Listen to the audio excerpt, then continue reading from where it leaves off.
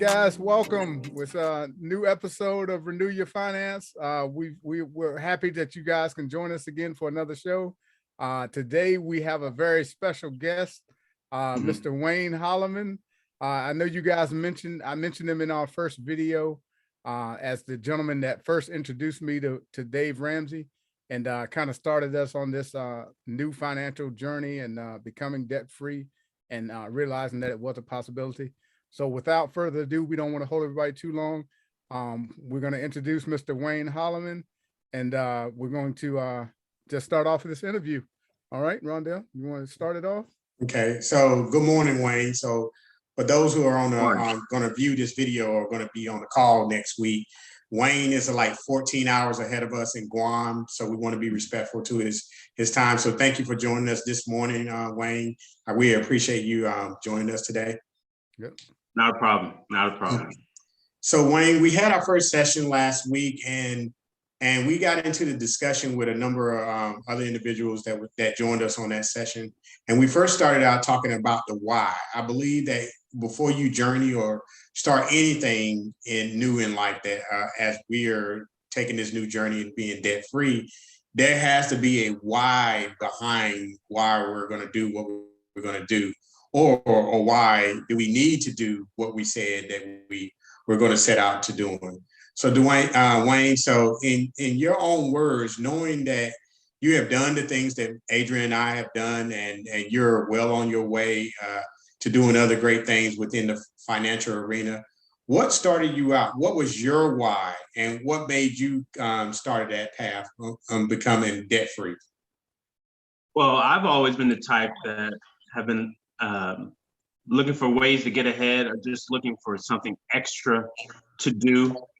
And I've always been good at saving money. Like my mom was always telling me about how important it is to save. So I made that a point in my life to just save, mostly because I wanted to help my family members out whenever they needed help. So my why was to make sure that I had something just in case someone needed it.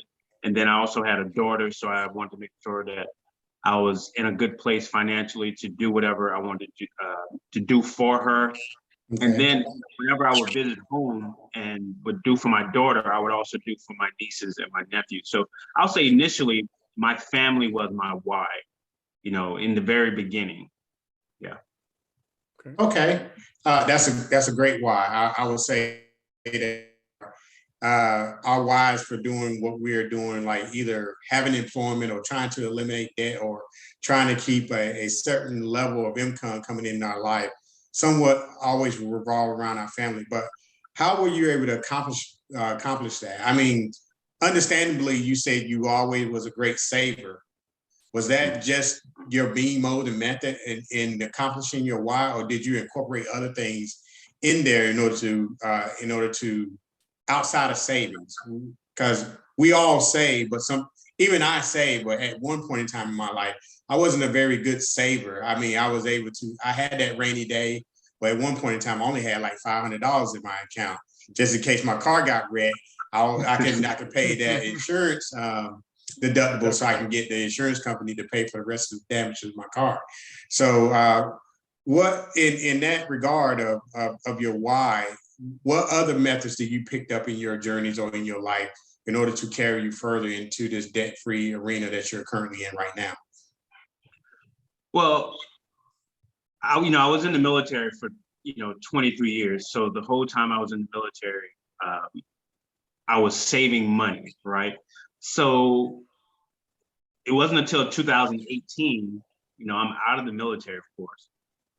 My goal was never to be debt-free. To be honest with you, I never thought about it. The way I used to look at it was, if I have the money and I'm able to pay my bills, I'm good to go. But I always wanted to make sure that I had a buffer. I never lived above my means, not even realizing that I was trying to live below my means. I just knew that I always wanted a buffer. If I wanted that car, I need to be able to make the payment and still have hundreds or $1,000 left over. Right. Each month, and I was good.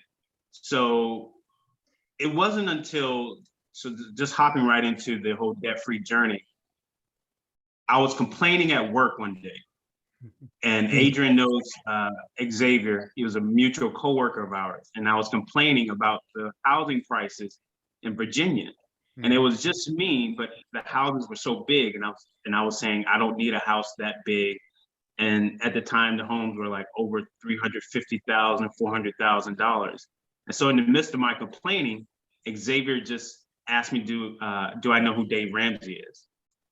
And at first I looked at him, I'm like, why are you asking me, do I know who this guy is? I'm talking to you about how much these homes cost and how I think it's too much money. And he just looked at me, and then I walked out of the office. I was pissed.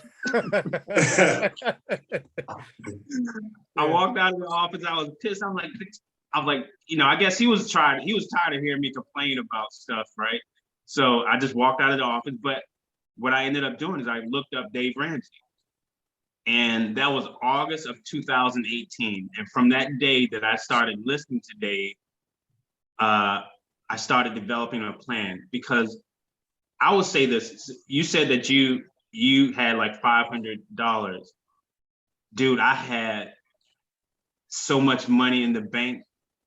I was saving over $5,000 a month, right? And I would give myself $1,000 to spend and do it. And that was stressing me out. Wow. I know it sounds crazy, right? But I think at the time that I found out about Dave Ramsey in 2018, I think I had like $150,000 in different bank accounts. And I was stressed out because I didn't know what to do with the money. And at the time I had 3 rental properties. I had one in Washington State, I had one in Colorado, and then one in South Carolina. I was always stationed. I was stationed in those places, but I'm from South Carolina. So I had the rental income that was paying off those mortgages, but I had nothing to do with my money. And I also remember watching shows like Shark Tank, and I would see these people who said they started a business with $1,000 and now they're pitching this idea. And I was like, how come I can't come up with an idea and I have all this money? And I'm serious, I'm telling you, I was seriously stressing out. So the only thing I could think about doing with the money was maybe I should buy a house. And then Xavier mentioned Dave Ramsey. And after I started listening to Dave Ramsey, my why then became, I need to become debt free. Why am I holding all these mortgages and not paying them off? Because at that time I had my condo in Colorado for maybe 12 or 14 years, and it's been rented out I think it'd been rented out for about 12 or 14 years. And, it should have already been paid off. The same with my South Carolina home.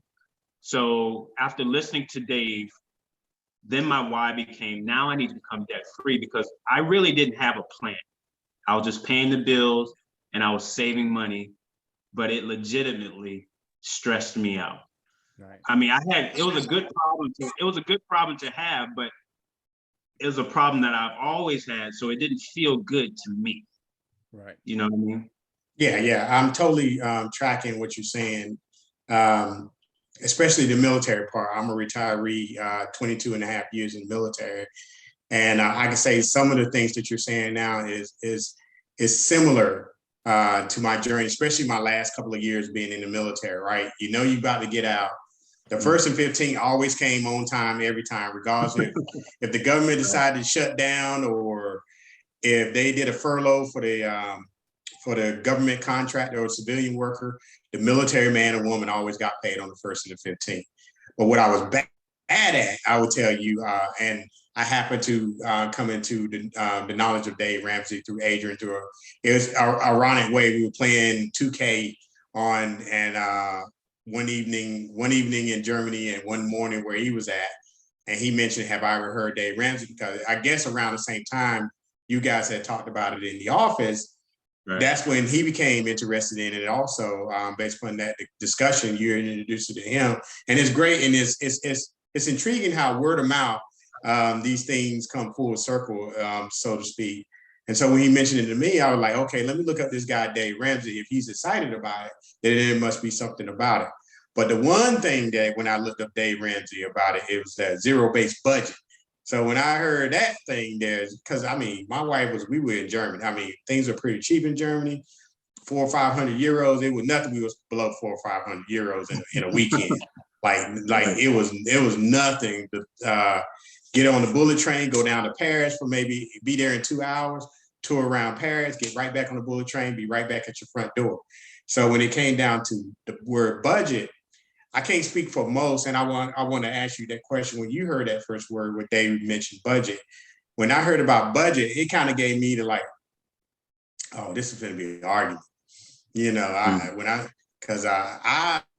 grew up in a society where when you hear the word budget, it's like your freedom is going to be restricted. Your ability to do things that you want to do, you got to clear with someone, or you got to always check off the boxes on a balance sheet. What was it like for you when you first started dipping your toe into the Dave Ramsey arena or world?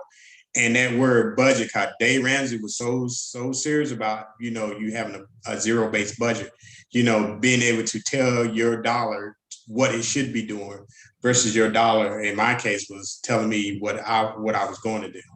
So what is your take on the word budget before you started doing it? And then please enlighten us how you felt about the word after you began that journey of doing a budget.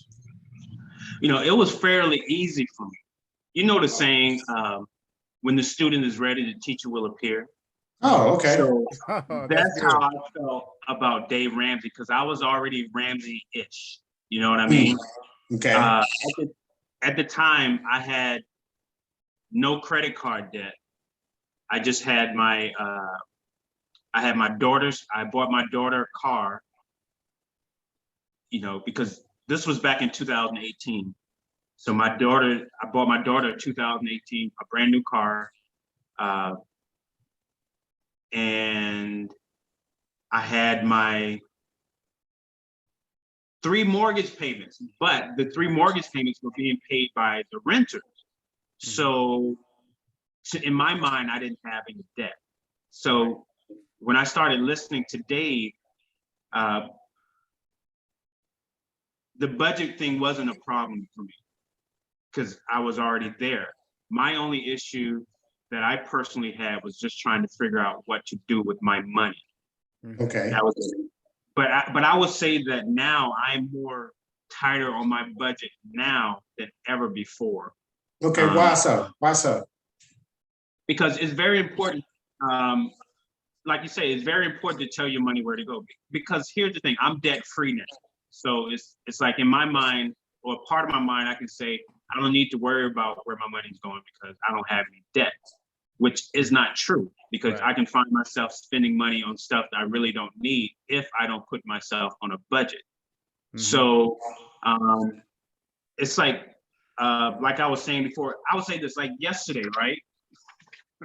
I found an old piece of mail and I just started writing stuff down. Like you can see the numbers, right? Yeah. So I just started writing numbers down. And so I would do it randomly.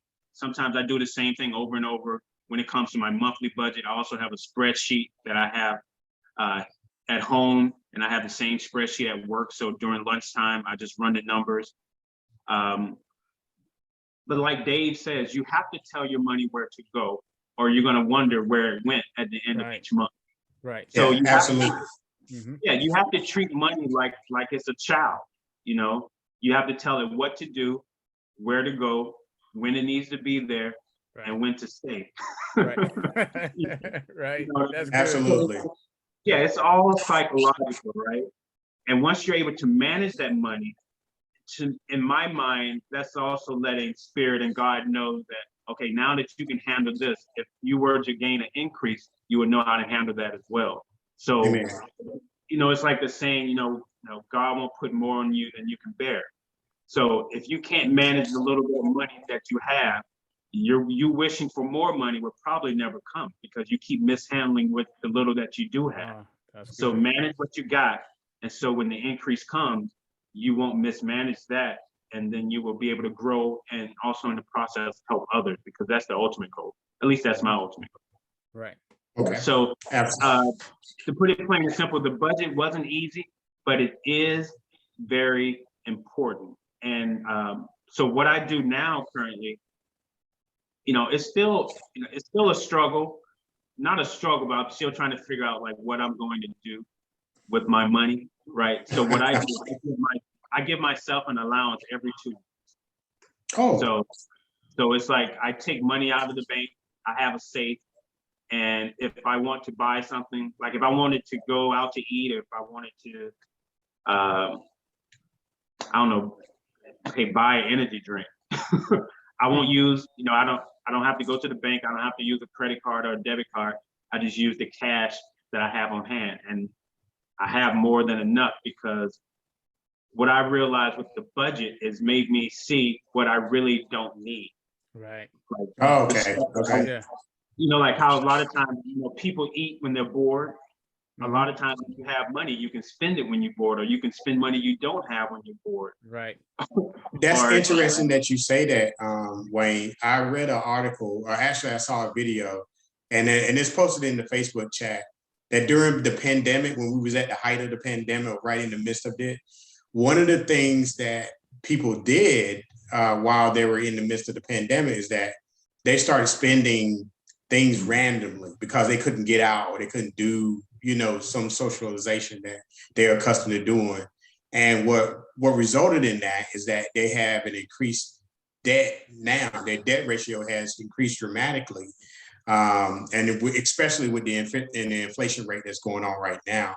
But that's good at what you just said, that you're commanding your dollars where to go, because if you don't budget, being just, now I wouldn't say complacent, but even bored, like you said, people eat when they're bored, people spend when they're bored. So that's a fact. Based upon, I want to say it was a MSNBC little 10-minute video that I watched last weekend. But you can find that same video in the chat if you want to go back and review it. But it's very integral what you just said about being bored and spending money. Mm-hmm. Yeah, I mean, because discipline is key. Yes. So, what's happening in the world, as far as my view, because of where I'm currently at, people see the glitz and the glamour of those people that we put on pedestals, or those that are making millions and billions of dollars. However, they don't see the discipline and the work that went into those people getting to those high places.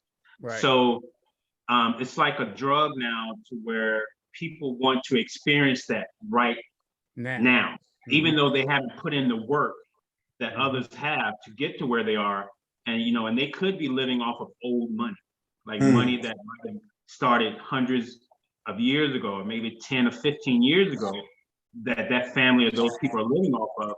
But people want that instant gratification, and they want to have it now, so they charge it to these credit cards.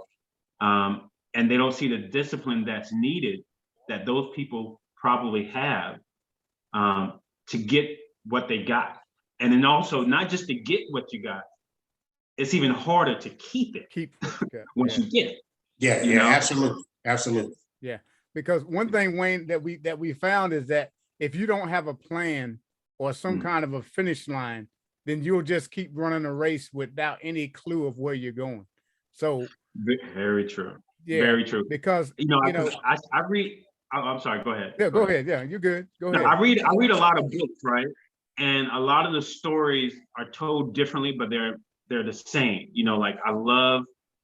It's like different people have gotten me through different situations. Like Dave Ramsey has gotten me to this point, right? And so now I'm listening and reading other things. Like I love. I don't know if you remember Adrian, Reverend Ike. Right. Yeah.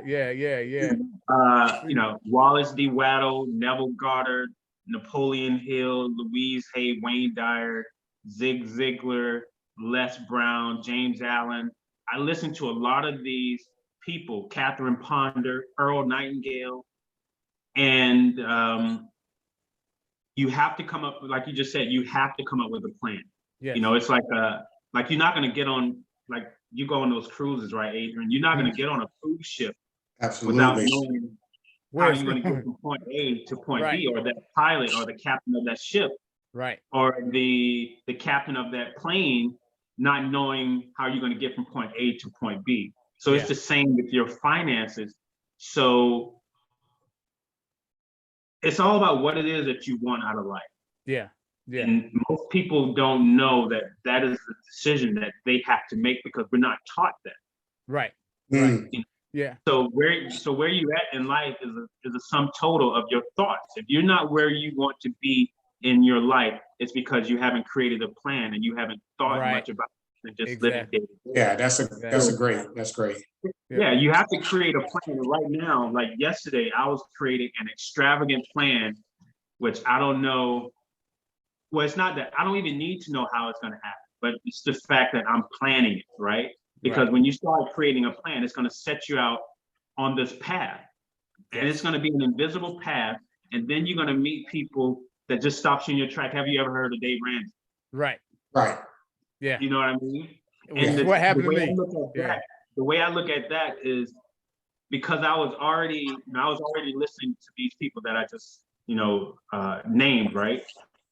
And even though I was complaining about the prices of homes, when Xavier mentioned Dave Ramsey, the way I look at it now is that was just a confirmation to say, dude, calm down. You can easily afford these houses. Right. And not only will you afford these houses, you're going to pay it off early.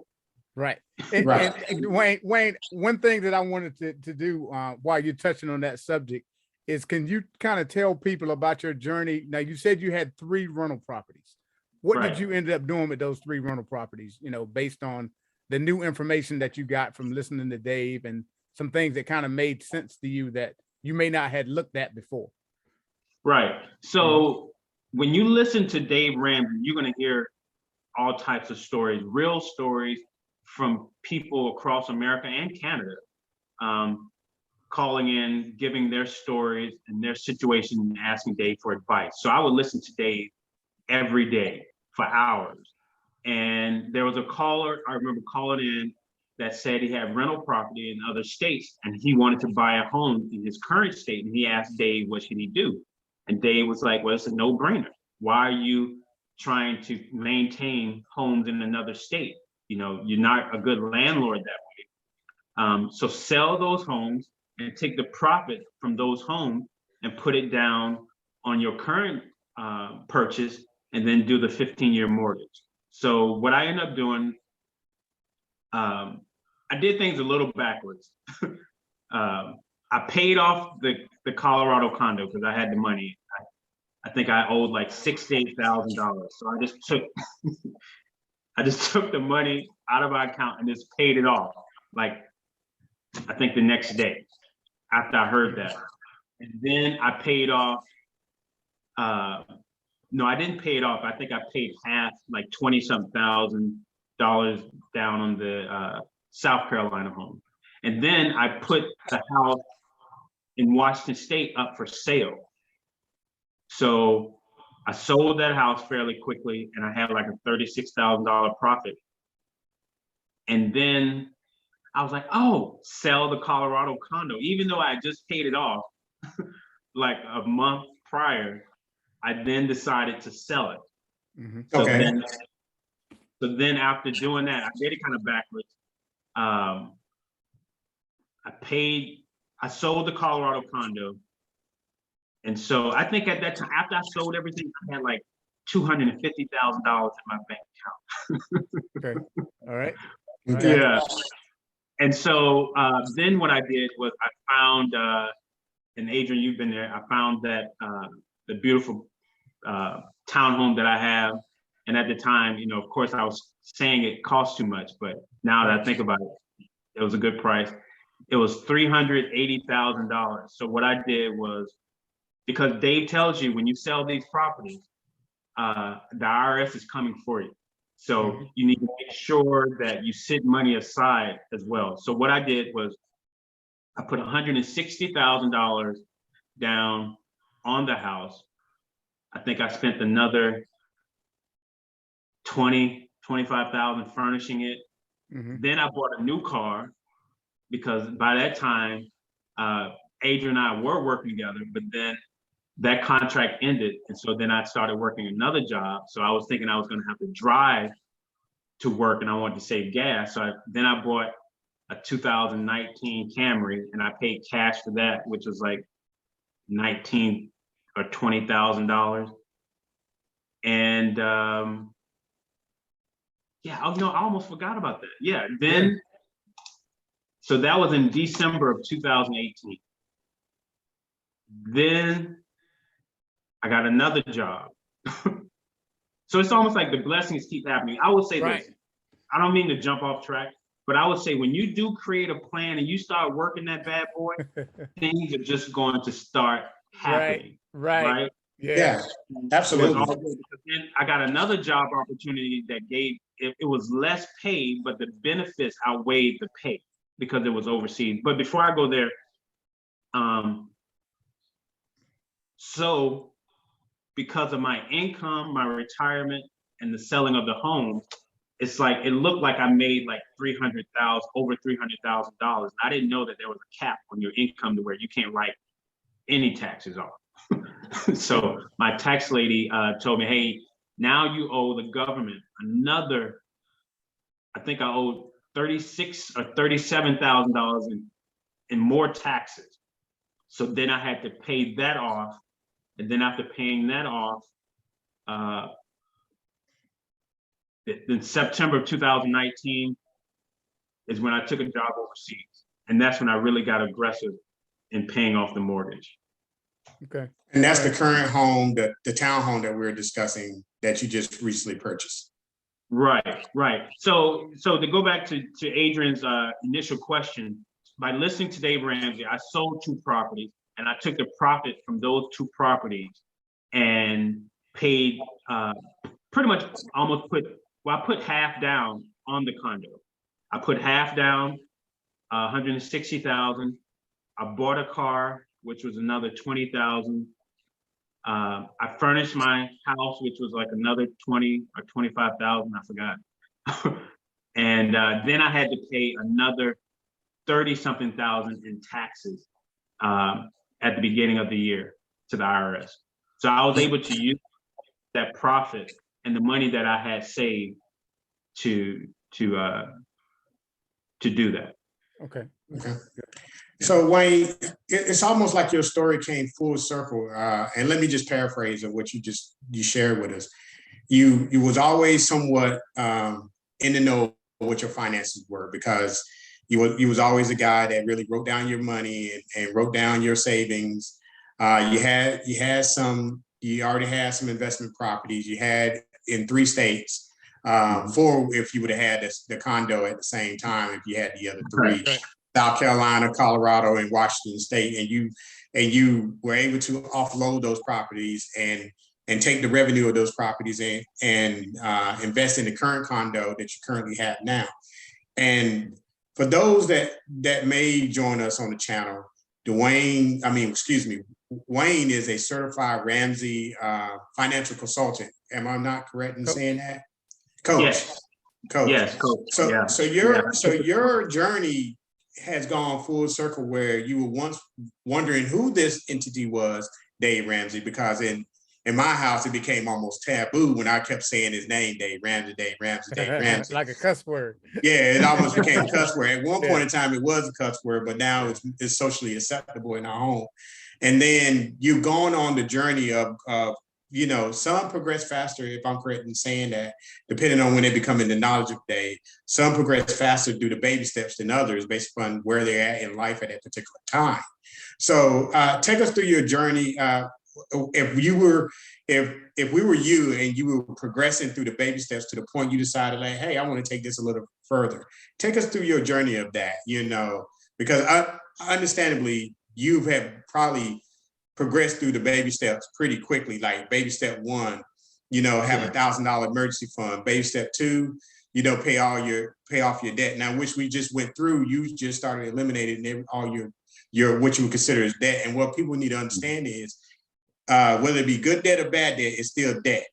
So in your case, you had some good debt with those rental properties, which you were saying that was being rented out for the number of years, 14, I believe that's what you stated as, but you still saw it as debt based upon the guidance that you received from Dave. So just run us through your path up to the point now that you're actually working for Dave per se, or or you're a consultant in his name, a coach in his name?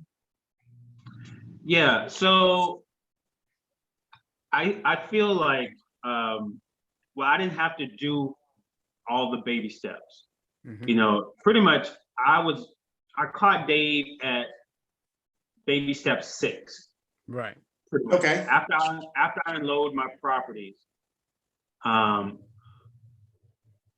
like my daughter was already in college, so that's another thing. Like because I'm military, I gave my daughter my GI Bill, so she was able, and I'm gonna have to shout her out. She's doing very well. She's actually graduating with her PhD in December. Oh, from congratulations! Oh, awesome! Congratulations!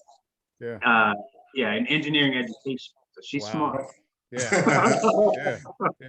Yeah. So I gave her my GI Bill. So she attended Clemson University for free. And then when she wanted to, and this is before I even knew who Dave was, I remember her telling me she wanted to continue her education. And I said, well, if you do, you better find a way to go for free, because I'm not paying for it, because I already gave you my GI Bill, so either way, she was able to get a full ride. She's been at Virginia Tech since 2017, and for free on a scholarship, that's paying her whole way. So I didn't have to do, like you said, the $1,000 savings. I didn't have to do, I didn't have credit cards. I never had personal loans. I didn't have student loans because I obtained my master's degree in the military. And I made sure that I got my degree before I got out, so I wouldn't have to, accumulate any debt. And plus, I had already given my daughter my GI Bill. I was only investing in like my 401k. That's about it. So, and then there was no college. So my only debt was just the home. And once I started out on that, that was pretty much it, know. So it's like my journey was a lot shorter. Well, not shorter. But it's, like, okay, again, like the saying, seeking ye shall find, right? I was looking. I was trying to figure things out. And I would say that I've always been a seeker of knowledge and of things. I've started so many businesses. When I was stationed in Colorado, where I bought that condo, I used to work part-time for Securitas. Then I was like, no, this isn't it. Then I was like, oh, I'm going to start my own business. So I used to set up at the flea market. I used to, in Colorado Springs, I used to sell CDs. I used to make CDs and sell them. I used to travel to New York, because at that time, back in 2004, 5, if you would travel to Manhattan, I forgot what street, I think it was 26th and 3rd. But either way, you could travel to Manhattan, right? And you could go into these abandoned buildings and you could buy stuff for cheap, like clothes, sneakers. And I thought it was legal. I didn't know it was illegal, because these people were set up in these buildings, and everybody was shopping there. So I would travel to New York, come back to Colorado Springs, and just picture this. I had a brand new red Mercedes at the time. And I was living in that condo. And I was a guy pulling up at barbershops and hair salons with my luggage case, selling. I used to sell lotions. I used to sell watches. I used to sell perfume. I was selling handbags. I was always doing stuff like that. I've sold health products. I bought a whole bunch of camera equipment before. I made a lot of money taking photos as well. I've done that. And so I've always been looking and seeking for things to do. And I've always been a saver. Was never a fan of debt.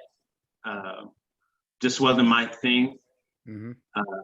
So by the time I came into this knowledge, it was like easy peasy. And I was like, this is what I need. Right. So with that being said, Wayne, what now that you've gone through Dave's process, you've learned about his steps, what made you decide that you wanted to be a financial coach? I mean, you're doing well for yourself. You're doing great. So why worry about what other people are doing? Well, it's like when I joined the military and you start seeing and experiencing different things. And then when you travel back home, you're like, oh my God, you guys would love life even more if you would just travel and see what I've seen, or if you would just do Right. what I do because of how it makes me feel after experiencing or seeing it. So it's all about passing on the knowledge.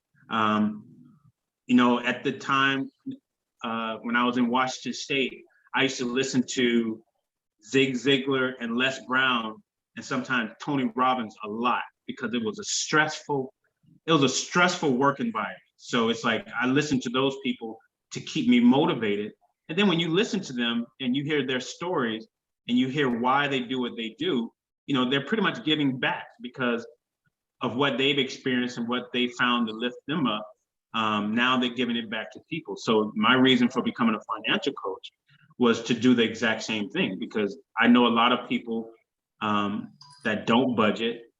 I look at people and I'm trying to figure out, how can you afford that? Right. I know how much money you make. Yes. It's like you have 3 or 4 kids. How are you going on these trips? And I'm like, what? And then it's like you live in this lifestyle. And then I've had people ask me, they could be family members or friends. Then they ask me to borrow money. But I'm like, well, you're perpetrating like life is great and you're traveling here and you're driving this, but now you're asking me for money. So because I've learned the information, I felt the need to somehow pass it on. And I felt maybe becoming a certified coach would solidify me knowing what it is that I'm doing, and would help people in deciding whether or not they would want my services.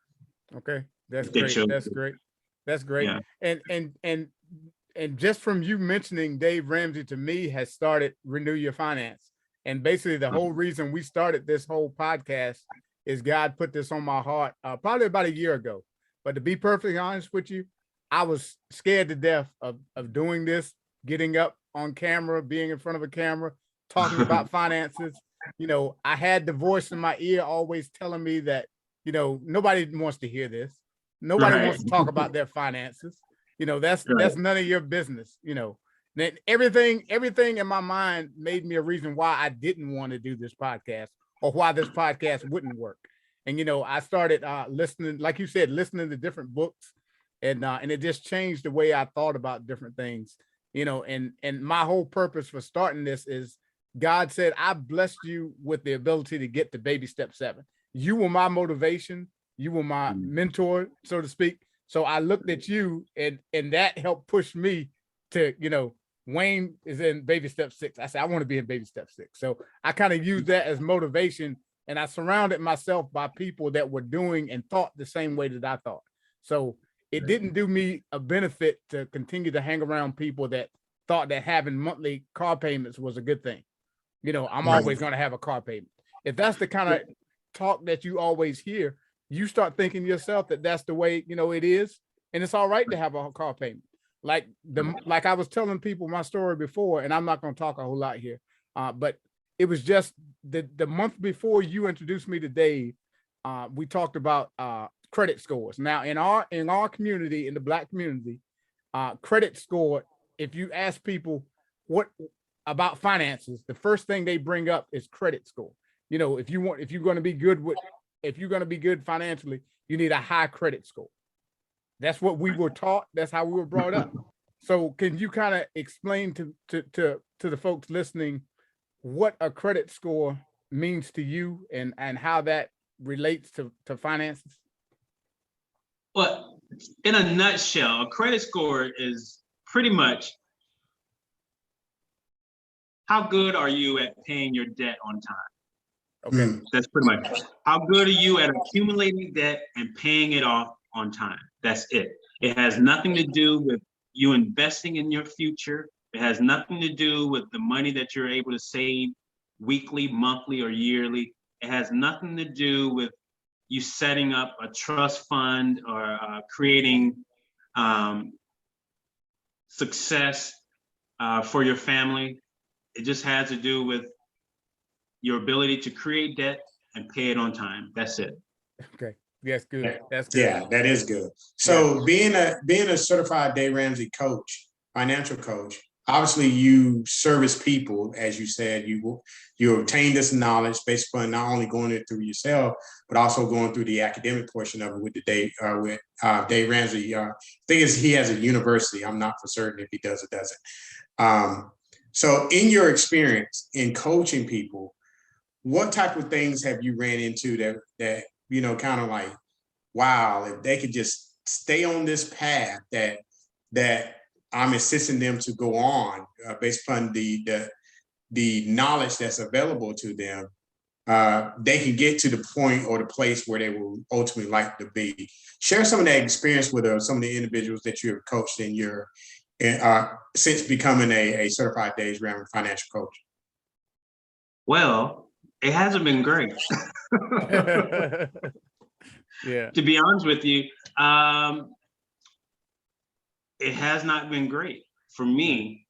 I remember when I first, got my certificate, I was putting it out there all the time, talking to people, and people would ask me questions. And then boom, nothing. Right. It's like nobody wanted to talk about it. Mm-hmm. Or when I would talk to people, what I've experienced and what I'm noticing is a lot of people want something for nothing. Like they want to be able to, they want it, but they don't want to put in the work in order to get it. They're just hoping that the current situation, they can figure out how to make their situation better. But, like say if you have a lot of debt and you don't have that much income coming in, you need to somehow figure out how to gain more income, either put in more hours or look for a better paying job or get some type of certification. You have to sacrifice something. And a lot of people do not want to sacrifice anything. They just want a smooth and easy transition, and that's it. Because where I'm at, it's not easy. Even though it's just me, I can't even imagine what it's like having a family, Adrian. Right. Yeah. So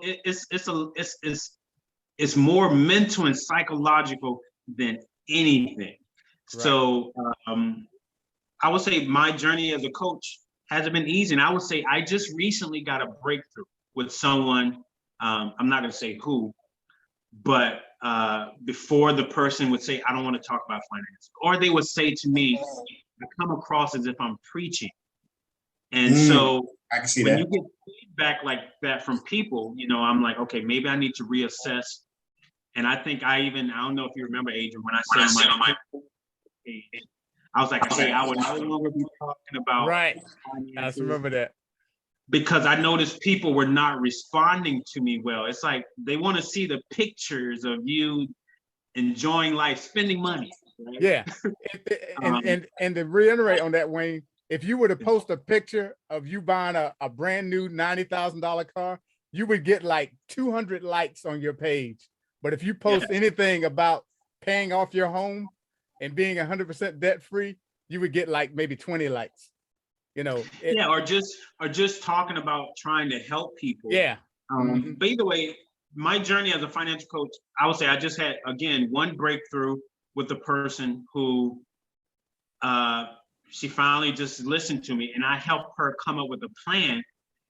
And she's like, oh my God, thank you. She's like, now I feel like so much weight has lifted off of me because that individual made the money. And I was like, you can pay this off in a year. She's like, how? And so I told her how she could do it. And she's like, I didn't see it that way. And I'm like, of course you did. That's why you have me. Right. And I just got an email from someone else who I have to respond back to, who I'm also going to give some assistance to. But I would say I haven't coached a lot of people. And so because that wasn't working out well, and I couldn't figure out why, I'm like, how come no one wants help? But it's not that they didn't want help.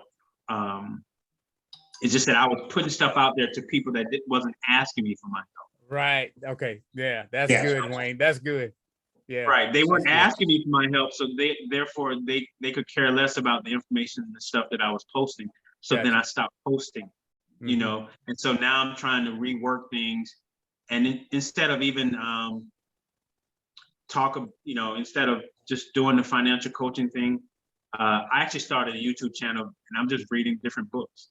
Yeah, I've joined that as well. Yeah, I follow you on that as well. Yeah. Right. So So that's good. but I mean, I am available to coach. But either I need to figure out a better way of doing it, and trying to connect with people, or I have other ideas, you know, like if I create a business and if I were to employ people, it is knowledge that I have that I could pass on to my employees one day about financial freedom, budgeting. It's only going to help them. And appreciate their finances even more. So I'm thinking, you know, in the future, how I could make it work if things don't take off now. And if it does, it does. No, I'm not going to say that. It's going to happen. Yes. Yeah. It's just taking time. I just have to rework the plan and come up with some new ideas, you know, in order to connect with people. Right. Okay. So, I mean, your story has been very interesting, Wayne. I mean, I remember when Adrian introduced you, I was just coming back from Germany myself, and you guys were immersed in Dave, and so was I at the time. But it is biblical how God wants us to be great stewards of the resources that he has given us, and I believe he wants all his people to be such, and then provide us with the knowledge to be able to do that, to once again gain that wisdom as you have over those years of being very a good steward of the resources that God has placed in your hands, and not only just saying, God, I hit the finish line and I paid off all my debt. I'm debt free. I'm no longer enslaved to any other master but you, Lord. You're my only master that I have to account for.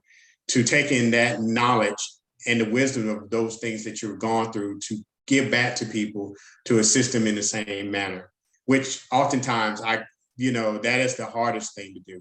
You want people to receive the same blessings that you have received, but oftentimes people don't, they want that instantaneously blessing, as you said, but they don't want to put in the work and effort to do what you do. But if those individuals who will once watch this video, once we have this video posted on the Facebook page, if they need to get in touch with you in order to go on this journey that you have already traveled, how would they be able to get in touch with you? What methods do you have out there for them to be able to get in touch with you, Wayne? Right now, I mean, anyone can reach me via email, and that's Wayne Hollow at Hotmail. WayneHollo at hotmail.com. And also my YouTube channel is called Zamariel, where it's like I sit right here and I read. Sometimes I may have a drink and I read, and I may expound on some of the things that I'm reading and how it's affected me or how I interpret it, and things of that nature. So yeah, they can reach me via email or YouTube. Okay. Awesome. Great. Also, and you also stated that you have and correct me if I'm wrong, you say you had a Facebook page also. Yeah, I do. I do have my personal Facebook page, and I do have a Facebook page where it's not up to date, where I was posting the videos from YouTube. But like I said, I'm not getting a lot of connect from Facebook, but yeah, I do have a Facebook page. But my personal Facebook page is Wayne Zamariel Holloman, so people can connect with me there. And then I also have a finance page where I may post certain different articles related to finance, or videos from my YouTube channel I may post there. Yeah, and just so everyone knows, Wayne is also a member of our Renew Your Finance group as well. He's actually listed as one of our group experts as well in the Facebook group that we have, Renew Your Finance. So you can always message Wayne through our page. You can see his photo up there. And like I said, his name comes up, so they can access him through our Facebook page as well. So, hey, I appreciate that. Yeah. Yep. Yeah. So, but I will say this, you know, it's like becoming a coach or anything, or just like what you guys are doing, you have to give back. It's like you have to be in alignment, like with nature. It's like you know, it's like there's an exchange. You know, give in order to receive. You have to give to people and things. It can't just be all about you, because when it's all about you, you're not going to get much out of life. And now it's like, I understand why the rich keep getting richer. It's like, it's inevitable. They can't help it. You know, it's like once you start down a certain path and you're giving people a product and things that they want, you can't help but continue to be successful. And if more money just comes your way, there's nothing wrong with that. And that's the problem, you know, and that I had to overcome, in thinking that money and getting a lot of money or too much money is a bad thing. But it's all about what you choose to do with the money. You can either do something good with it, or you can do something bad with it. But for a long time, you know, because I grew up in church, it's like money was evil, but money isn't evil. And it's not the root of all evil. It's the way people utilize money that may not be good or resourceful. But what I was saying about give and take, you know, even though I just read from books on my YouTube page, I feel like I'm giving back, and I do have a few views. And it's all about how I feel, and that, you know, the information is still out there. Right. So because of that, I feel as though I will continue to remain successful, you know, because I am at least making an effort, because I do know that it's not all about me, because, you know, the joy that I feel, I would love for other people to feel as well. Exactly. I mean, or the freedom that I feel, because I mean, I'm at a point now, if I choose not to work anymore, I don't have to work anymore. Right. And that's a great feeling. That's a great feeling. For the rest of my life, and I could live a simple, humble life, you know, not saying I'm going to have millions of dollars, but I don't have to work. I will have a steady stream of income come in for the rest of my life, and boom. But that's just not me. So, yeah, I do know that you do have to help people. And if you don't help people, don't expect to be helped. Right. Yep, I agree. And one thing I want to say, and as we wrap this up, is the thing you said before about this thing is people just want things to be given to them. Like they may have a bunch of debt, but they just want to wake up one morning and that debt just be completely gone. It just miraculously somebody hit a button wrong and wiped out all their credit card debt. But like you said, this whole journey requires some kind of plan, first of all, and then it requires dedication and commitment to executing that plan. And once you got a plan in place and you start executing that plan, no matter how big your hill is, if you start climbing and take that first step, you're moving till you get to the top. And once you get to the top and you look over that horizon, now you can see what all your hard work, and you can look back and say, hey, I started out, you know, with $50,000 in debt, or I started out with $200,000 in debt, but I had a plan that, okay, the first year I'm going to pay off, whether it's 2,000, 5,000, 10,000, or 50,000 that first year. As long as you have a plan, you can accomplish anything. It may take a less amount of time, or it may take more time, but like you said, they have to get started. They have to make that commitment that, hey, I'm not going to borrow money anymore. And that's what me and my wife did.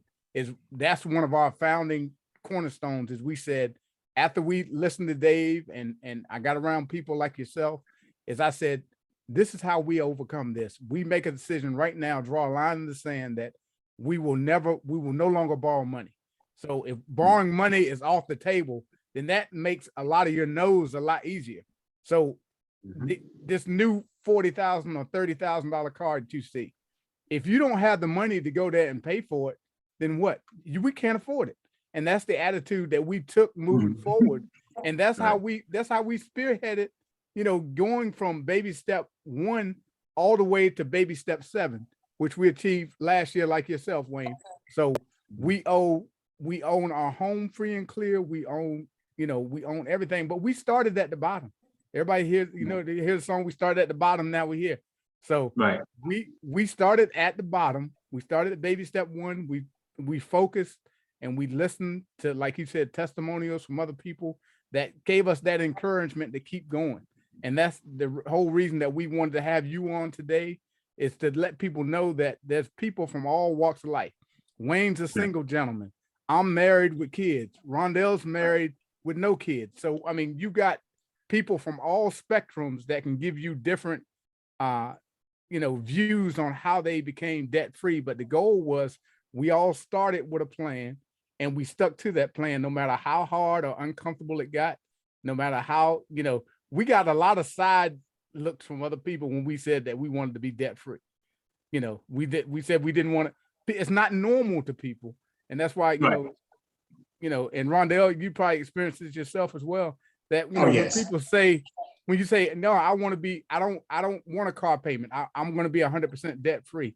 People kind of look at you sideways, because you're just going to spend life, you're not going to enjoy life. And then that's what people say when you don't go out and buy, like, these expensive items that we can't afford. They say, you're not enjoying life. You're just going to be that guy, right? You're not going to enjoy life. And right. I think that's why what we're trying to do is be that community that people can come to and have a safe haven, that, okay, this is all right to change your thought process. Because we've had this same mentality that, you fake it till you make it. But the problem is, we spend our whole life faking it, and we never make it because all our money has gone to faking it. You know what I mean? So we never build that generational wealth that we see other people do. So Wayne, for me, in closing, for me, we thank you for coming on. We do. Look forward to you. We thank you for being a member of our group. And we just want to, like I said, we just want to start the dialogue to have people know that this is a thing, that you can actually have a life with no debt. You can have a wonderful life with no debt, because it feels good to go to sleep knowing that my home can never be foreclosed on. So, because, I owe nobody anything.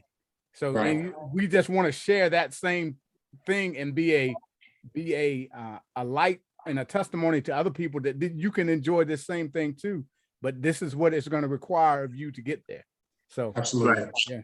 So Wayne, again, like Adrian said, thank you for joining us. I would say this evening, but that's on the East Coast. Yeah. But thank you for joining us this morning out of Panama. No, Guam. You're in Guam, right? Yeah. You're in Guam. So thank you for joining us out of Guam.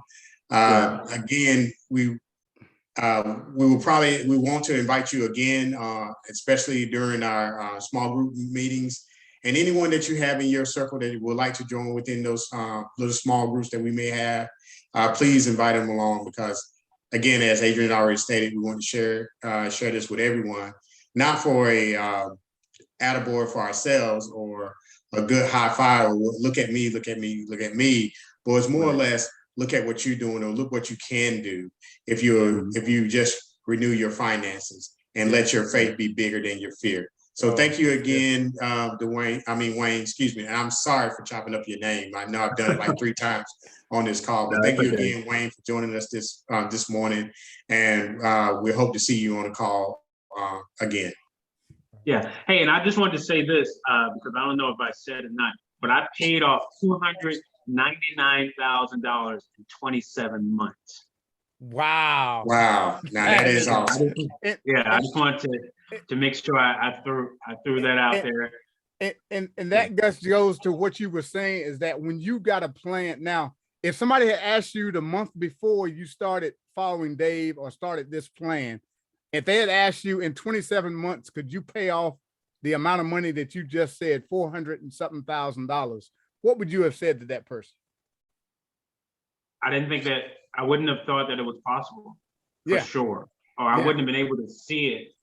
But after creating the budget, coming up with the plan, I saw the end goal. And like Dave says, then you get gazelle intense. I wanted that mortgage gone. Right. You know, I was pulling money from different bank accounts, you know, applying to my mortgage because I wanted that thing gone. And yeah, it's changed me a lot because, you know, I used to buy new cars all the time, like every couple of years, or if I paid one off, I would buy another one. But I've had the car that I have now, I think it's going on 10 years and there's nothing wrong with it. Right. And I don't plan on getting rid of it. And so I would say, like, when you come up with these budgets and these plans, it does change your mentality and your way of looking at things and life in general. And the biggest thing that I will always remember is to live below my means. Right. Because you have to make the sacrifices today because you will get older. And when you get older, the last thing you want to have are financial issues. Yes. And if I do have health issues, I want to at least have the money and the insurance that will cover whatever those issues may be. But that takes proper planning. And so it's just today, and I know we're about to cut this off, but this whole thing of instant gratification and people wanting things now, it's not their fault. You know, stuff is being marketed to them. They just don't understand how they're being played on and played with mentally to make them want stuff that they really can't afford. It's a marketing tool, and people keep falling for it. So, you know, the way I see it is when you know better, you do better. But not all people will learn. And so therefore, I will just help those that, like myself, were seeking help. And those that don't, you know, just pray that, just pray for them. Right, yeah, exactly. And I'm gonna end on this note is that, you know, like I told Rondell in one of our other conversations we have, is like this information is for everybody, but it's not for everybody. And we understand that it's not for everybody. Not everybody wants to be debt free. Not everybody, you know, wants to go, like you said, nobody wants to go through the pressure and the requirements, the discipline that you have to go to get there. They just want to snap their fingers, they be debt free, and then a month later they'll be right back in debt. Because if you don't, if you don't go through what it takes to get there, then you're destined to repeat the same cycle over and over again. But here's an example. Think of the lottery winners. And if you do your research on people that win lottery, they go broke, you know, within, you know, a few years. So you have to think about it this way. When you have a broke mind, even if you come into money, you're going to go broke. That's why the journey is important to get to where you need to be, because on that journey, you're going to learn so many lessons. So once those lessons are learned, you would know what to do when certain situations arise. But when people are just thrown, when you give people free money, anything is bound to happen. You know, that's why, you know, like Reverend Ike would say, like, welfare was the worst thing that they could have ever given Black people. You know, because it takes the energy out of you. So it's like, why do I need to now go out and do anything when you're going to give me money for free? Not realizing how it was going to hurt them or hurt us as a community. But now it's not even, we're past that. But it's the same with the stimulus money and the money that people were given during the pandemic. And now they're having trouble getting people to get back to work. So, and not having to pay rent. You have to create a plan. Not having to pay rent when they put the freeze on people having to pay rent. I mean, what were you doing with all that money during that time that you didn't have to pay rent? You know, and these stimulus checks you were getting, you know, people were balling out, man. They were buying cryptocurrency and all kinds of stuff. So and so what I try also to do is I recognize that stuff, but I try not to overanalyze it or try to look into the conspiracy of it all, because it's not going to help me and it's not going to help those that are looking for it. So I see it, and I choose to stay on the other side of the road where it's pretty clear and full of vision. Exactly. Right. Well, Rondell, you want to close it out for us? So again, thanks, Wayne, for joining us this evening. A lot of things that you said will be very inspirational to the group, to those who will listen or watch this video. Again, join us again because it's going to be a hard journey, and we recognize that. Not everyone, they see the path, but not everyone wants to take the path that they see because of the obstacles, where it be mental or where it be actually physical. They don't want to go through it, but they don't understand by going through that, as you said, that when you get to the other side, you will see that it was well worth it for all the knowledge that they will gain during that journey. So thank you again. We hope to see you again on the call. So that's all. All right. We cut it for that point. Once again, we thank everybody for guys. joining, guys. And Wayne, thanks again, man. We really enjoyed it. And we'll talk to you soon. All right. All right, you guys take care. Okay. Okay. All right, bye. All right.